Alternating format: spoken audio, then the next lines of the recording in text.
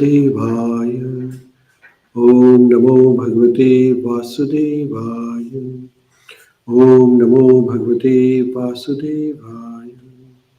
Narayanam Namaskrutyam Naram Chaiva Narottamam Devi Saraswati Vyasam Tato Jayamudirayet Nashtaprayeshu Bhadreshu Nityam Bhagavata Sevaya Bhagavati Muttama Shloke Bhaktir Bhavati Naishaki Yantraj Srimad Bhagavatam Ki Jai. So we're reading Srimad Bhagavatam, 3rd canto, 28th chapter, titled as Kapila Dev's instruction to Mata Devhuti on the devotional service. So Kapila Dev is instructing to Mata Devhuti about how to do bhakti. So in the initial stages, one has to control the mind and the senses, yama niyama, follows rules and regulations, and then do dhyana, dharana, meditate upon the pastimes of the Lord. Listen to the pastimes of the Lord and meditate upon the mantra. The Lord's sound vibration form of Lord is the mantra. So meditate upon the sound vibration of the Lord. And then slowly, then Lord within the heart is revealed. There is a Parmeshwara, Paramatma within our heart.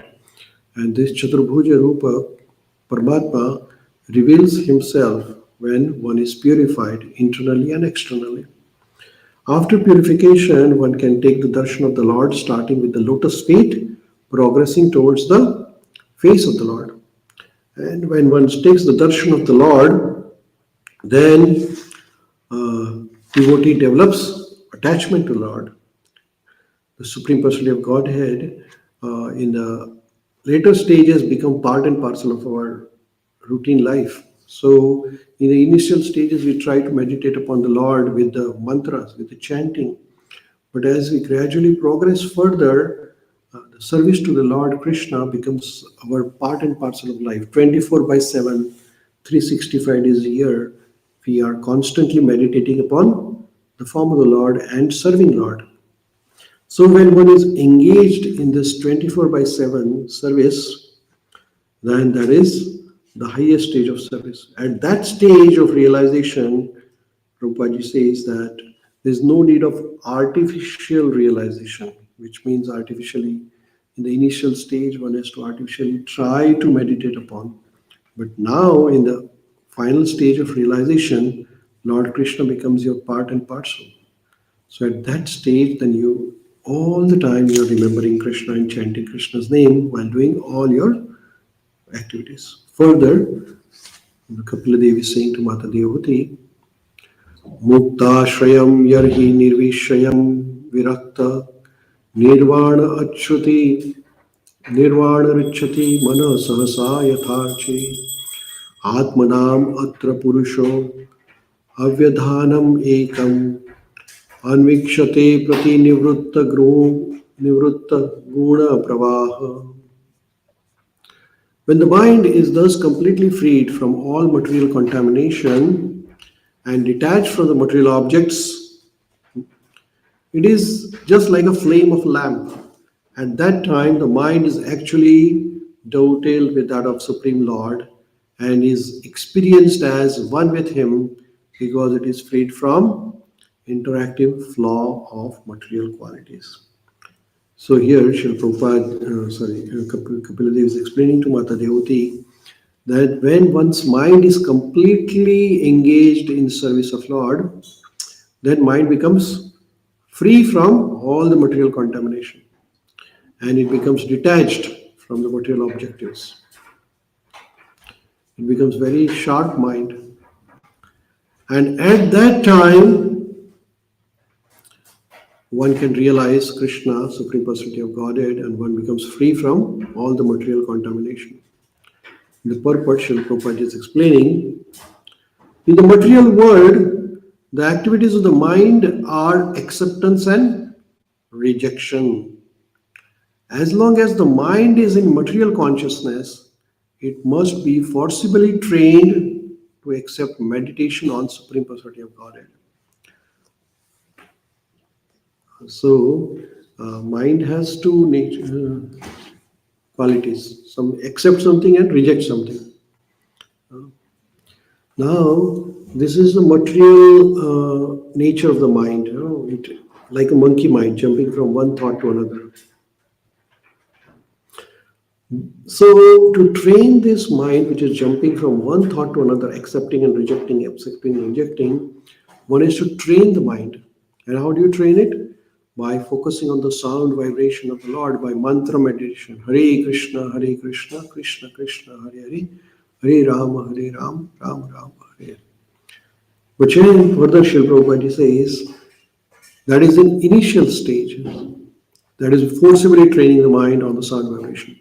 But when one is actually elevated in loving service of the Lord, when one is highly developed, advanced stage of devotee, then the mind is completely absorbed in service of Lord. So our Guru Maharaj, Gopal Krishna Goswami Maharaj, 24/7, 365 days a year, constantly thinking about service of Lord. So Srila Prabhupada constantly thinking about service of the Lord. So when the mind is completely absorbed in the thought of Lord, in such a position, the yogi has no other thought than service of Lord. This dovetailing of the mind with the desire of the Supreme Personality of Godhead is called as nirvana, and or making the mind one with the Lord. Now you cannot become one with the God, but you can become one with the thought of the God, with the desire of the Lord. So that is explained here, nirvana. So what is nirvana? Nirvana is not just like becoming the God, but it is becoming or aligning oneself with the desires of Krishna. That is nirvana. And the best example of nirvana is cited in Bhagavad Gita. What is nirvana? In the beginning, the mind of Arjuna deviated from Krishna's thoughts. So Lord Krishna wants Arjuna to fight. Arjuna says, I do not want to fight. So Arjuna is not on the same page with Lord Krishna. That is disagreement. But after hearing Bhagavad Gita from Lord Krishna, Arjuna dovetailed his mind with Krishna's desire. So after going through Bhagavad Gita, Arjuna says, Karishye vachanam tava. Hey Krishna, I will do what you like. This is called as oneness. This is nirvana. So what is this nirvana, oneness? This oneness did not cause Arjuna and Krishna to lose their individuality. So Mayavadis, they cannot understand this. They think that oneness necessitates loss of individuality. So you become one with God doesn't mean that you become the God or you merge into God. Your thoughts align with God, Krishna. Your thoughts merge with Krishna's thoughts, which means that you do what Krishna wants you to do. That is called nirvana. When the mind is completely purified in the love of God, the mind becomes the mind of Supreme Personality of Godhead.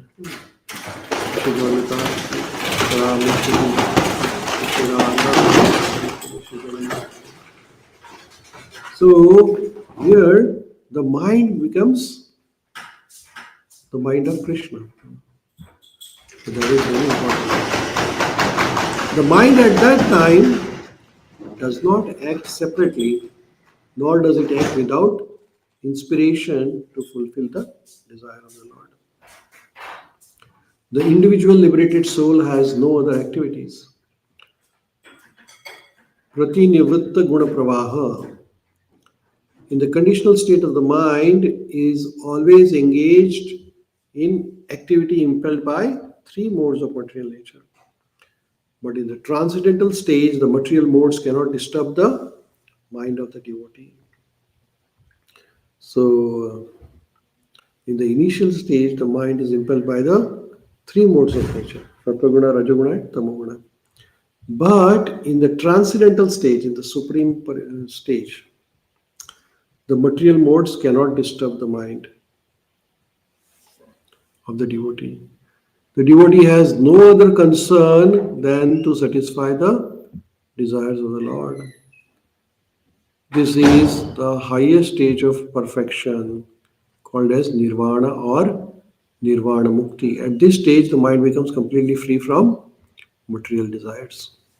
So, in the advanced stage, then the mind becomes merged into service of Krishna, and that is the liberated mind, nirvana, mukti.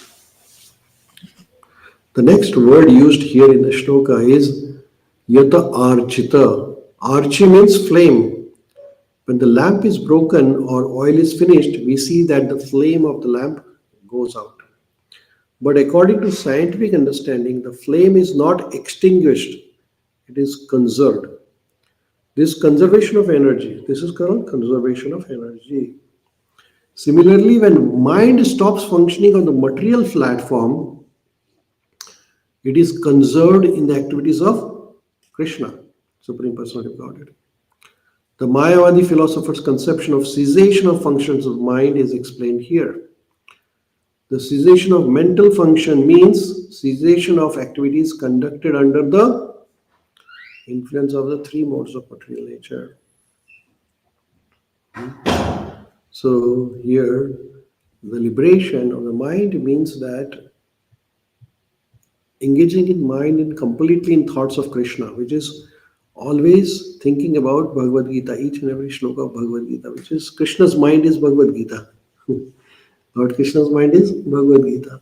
So always meditating upon Bhagavad Gita will make our mind Krishna conscious. Right?